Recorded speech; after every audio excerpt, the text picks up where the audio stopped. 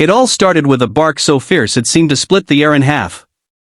At Terminal C of the busy JFK International Airport in New York, just as the morning rush began to swell, a trained German Shepherd from the TSA's K9 unit lunged with startling force. His jaws clamped onto a woman's oversized handbag, pulling and growling with an urgency that stunned nearby travelers. The woman screamed. People froze. And in the blink of an eye, the bag ripped open. A small bundle, crudely wrapped in a stained baby blanket, dropped to the tiled floor. White powder spilled from its edges like ash. Within seconds, sirens blared. Lights flashed. Security swarmed the area, yelling for people to back up. Check-in agents ducked behind counters. Parents grabbed children. And the woman? She just stood there, frozen, as if the life had drained out of her body. That single act by a service dog shut down an entire airport wing. Flights were delayed. Planes grounded. The bundle was whisked away by hazmat teams. But what was inside that bag wasn't the worst part of the story. The real shock was what led her to carry it, and how one dog's loyalty uncovered something far deeper than drugs or danger. If you believe in the healing power of animals, in second chances, or in the idea that sometimes the heroes in our stories walk on four legs, please like this video, leave a comment, share it with someone who needs hope today, and subscribe to our channel Pawsitive Tales. This journey is one we walked together. Her name was Emily Hartman. She was 34 years old, American-born, with no criminal record. Her address led to a closed-down apartment complex in Newark, New Jersey. Her driver's license had expired over a year ago. To most people watching, she was just another passenger in line. But to Diesel, the German Shepherd trained for narcotics detection, something about her sent alarms through his instincts. Emily didn't look like a criminal. She was wearing a long cardigan, her blonde hair tied up in a loose bun, and big sunglasses that covered most of her face. She barely made eye contact, clutched her handbag a little too tight, and her body moved like it was being controlled by invisible weights. But what Diesel noticed wasn't just her bag, it was the fear rolling off her in waves. Diesel's handler, Officer Rachel Monroe, had seen her partner stop smugglers, catch traffickers, and detect everything from explosives to concealed weapons. But when Diesel bolted toward Emily, it was different. He didn't hesitate. He didn't wait. He attacked the bag like it was a ticking bomb. When the package inside fell to the ground, spilling its mystery powder, Diesel stayed right beside it, growling and protective. Officers surrounded the woman. Emily collapsed to her knees, her face pale, her hands shaking. Hours later, the initial panic had passed. The package had been tested. It wasn't drugs. It wasn't a bomb. It was baby powder mixed with baking soda. A decoy. A test. Someone had used Emily to test the system, to see if a mule could pass undetected. And she had no idea. As she sat alone in a cold TSA holding room, hugging her knees to her chest, her entire life seemed to cave in. Only a year ago, Emily had been a different person. A daughter. A nurse. A volunteer. Born and raised in a small town in Ohio, she had grown up surrounded by cornfields, her dad's garage, and the smell of her mother's famous apple pie. She graduated college with honors and moved to New Jersey with dreams of becoming a trauma nurse. And she was good. Really good. But one night shattered everything. Her fiancé, David, was driving home from a night shift. He never made it. A teenager ran a red light. David's car flipped twice. He died instantly. Emily didn't speak for days after identifying his body. She tried returning to work but couldn't bear the sight of blood. Panic attacks consumed her. She quit her job. Bills stacked up. The apartment they'd rented together echoed with silence. And slowly, she faded from the world. Depression opened the door for something worse.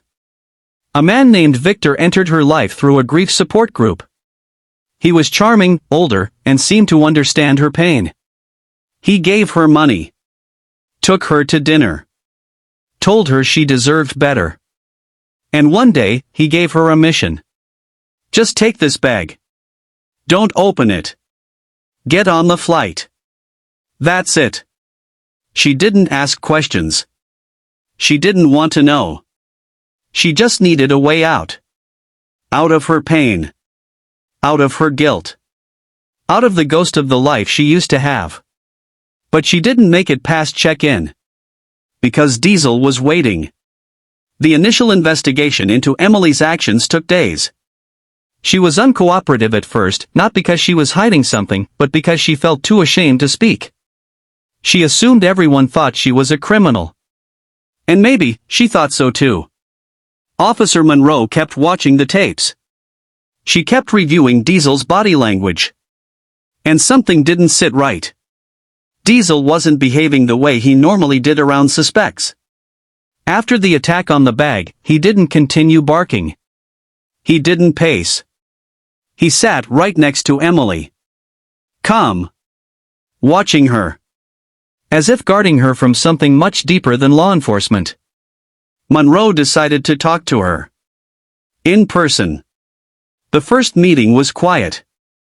Emily barely looked up. But when Monroe brought Diesel into the room, something changed. The moment the dog entered, Emily's eyes filled with tears. She whispered, "He saved me, didn't he?" Diesel patted over and laid his head gently on her foot. She cried harder. Monroe, moved by the encounter, began advocating for Emily. She pulled strings. She talked to her captain. She asked for her to be evaluated, not prosecuted.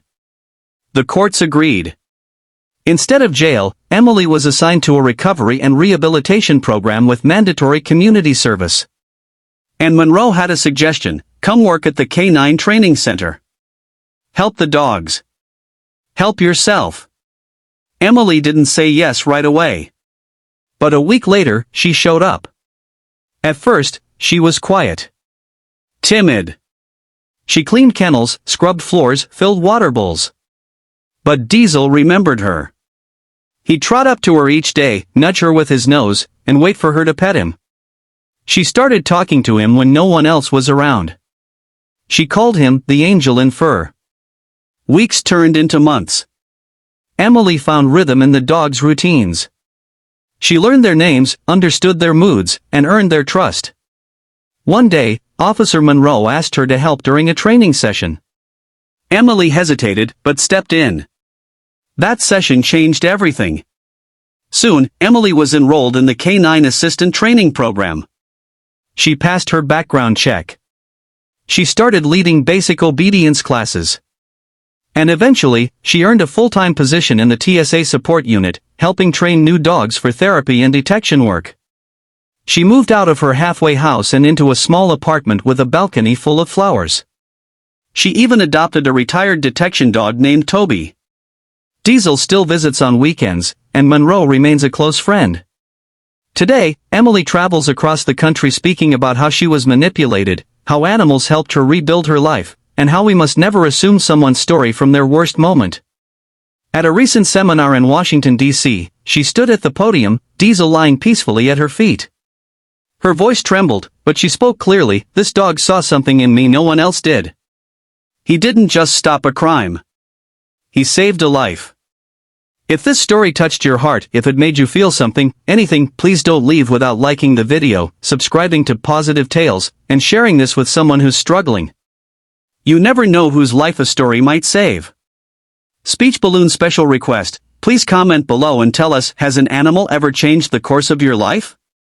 Your story might be the one that gives someone else the strength to hold on just a little longer. Thank you for being part of our journey. Until next time, keep believing in second chances. This was a Pawsitive tale.